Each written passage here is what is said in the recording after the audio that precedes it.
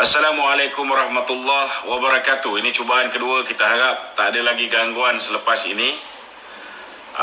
Untuk makluman saudara, berita terkini yang kita terima daripada YB Khairi Jamaluddin mengatakan bahawa pada hari Rabu ini Tan Sri Muhyiddin Yassin bersama dengan Tan Sri Nur Hisham, Ketua Pengarah Kesihatan, bakal mengambil ni tak jalan apa ni Facebook ni, cuba tengok Facebook ni jalan bakal mengambil vaksin bakal mengambil vaksin keluaran sebuah syarikat Pfizer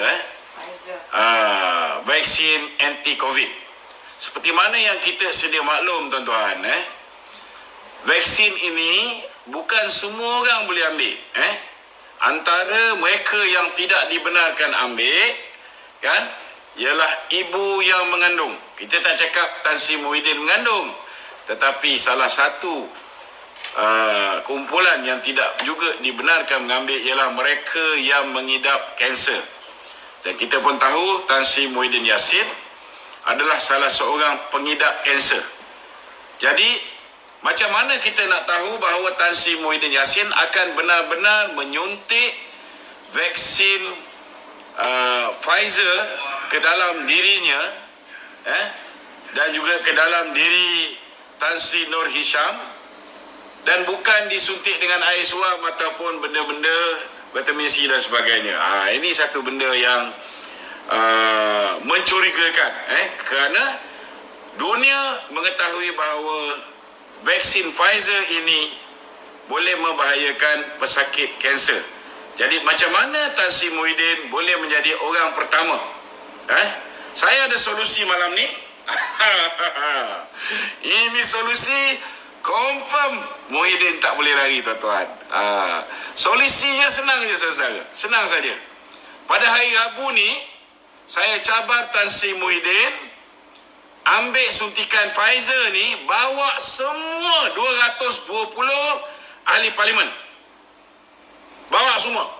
Saya yakin ahli parlimen ni semua sekali berani untuk mengambil Pfizer ke atas diri mereka, cuba ke atas diri mereka ni, bagi memastikan bahawa vaksin keluaran syarikat Pfizer ini selamat untuk digunakan oleh rakyat.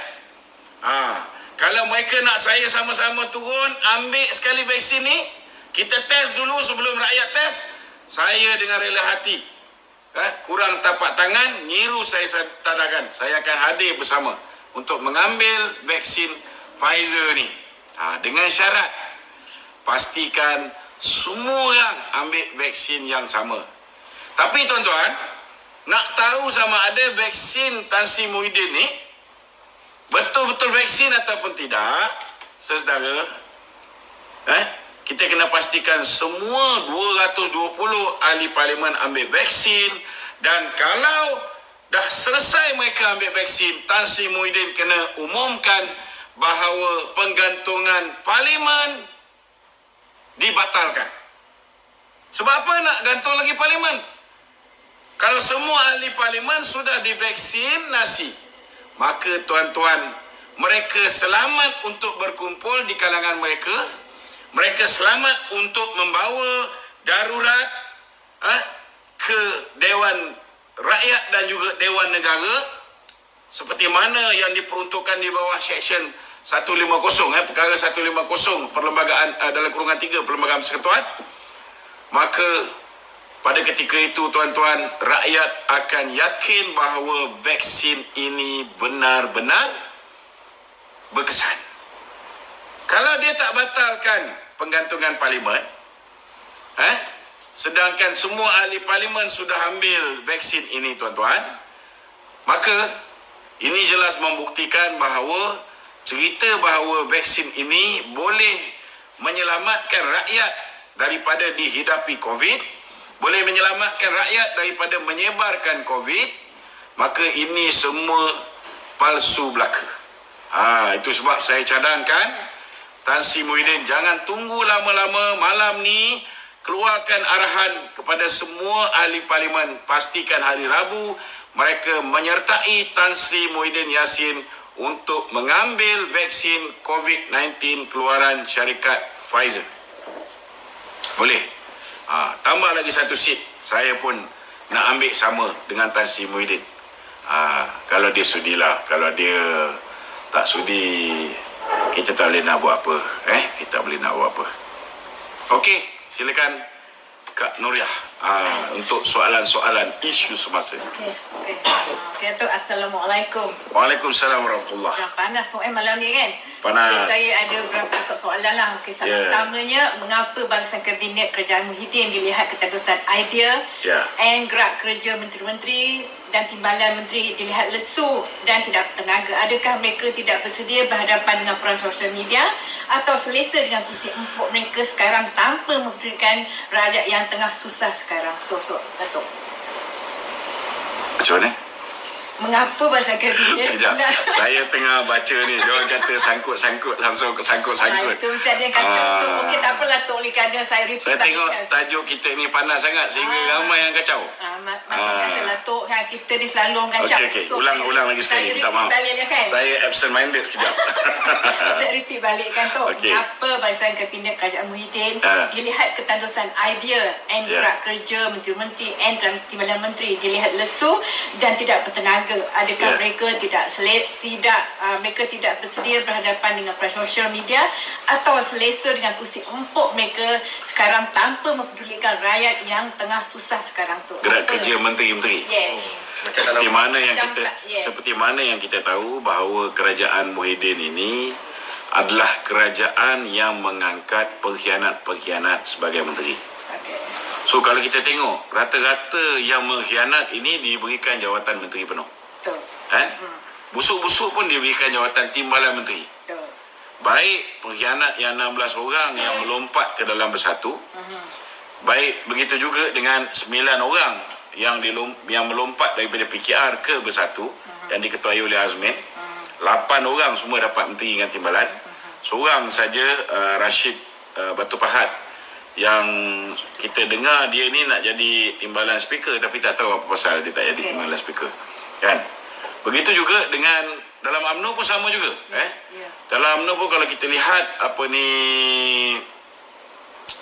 kawan-kawan yang disenaraikan oleh Presiden UMNO untuk diangkat menjadi menteri, yang lepas cuma Tan Sri Anwar Musa, Datuk Noraini, Datuk Samsul Anwar Nasarah, kan? Yang lain siapa yang Presiden senaraikan? Banyak yang disenaraikan oleh Datuk Hisham, kan? Dan disenaraikan oleh Muhyiddin sendiri ataupun susah kembar dia dulu. Sekarang ni saya dengar dia sebagai apa dah? Sulit ke apa? Ainun, kan? So itulah keadaan. Jadi kalau orang yang diangkat menjadi menteri-menteri kabinet di bawah pentadbiran Muhyiddin Yassin ini terdiri daripada mereka-mereka yang merupakan pengkhianat kepada parti masing-masing. Apa yang kita boleh expect daripada persembahan mereka? Kalau kita tengok hari ini desakan di peringkat antarabangsa terlalu kuat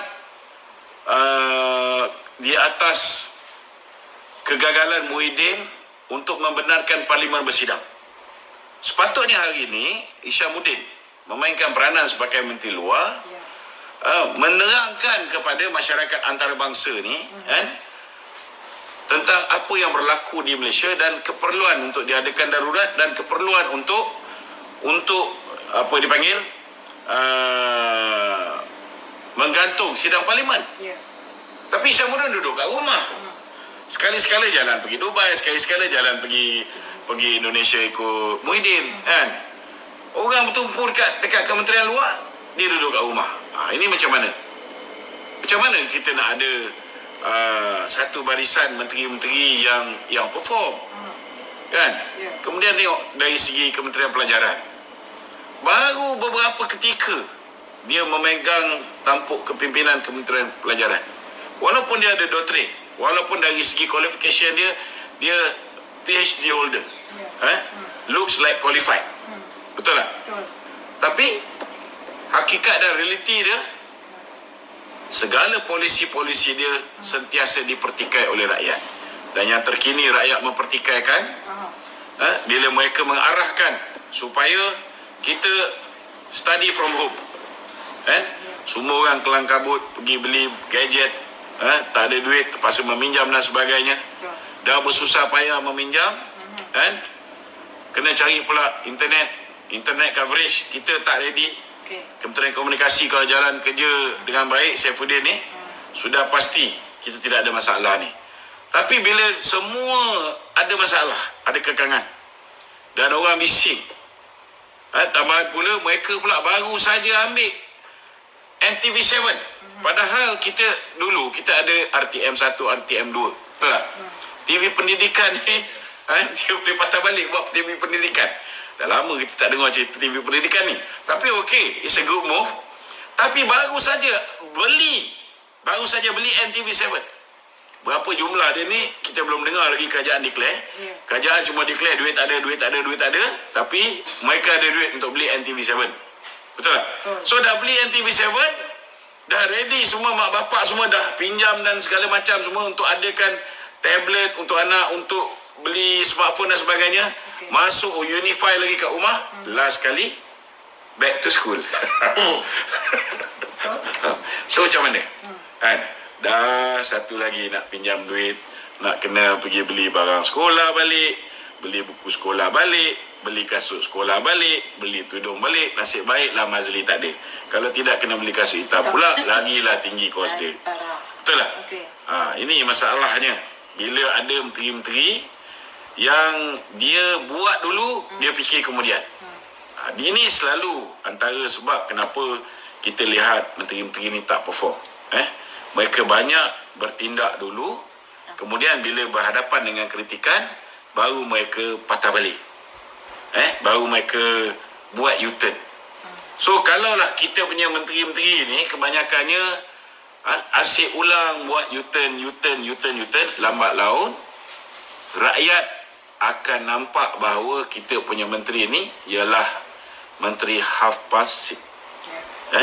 Maknanya menteri lebih kurang macam menteri 3 suku lah. Ni masalah dia.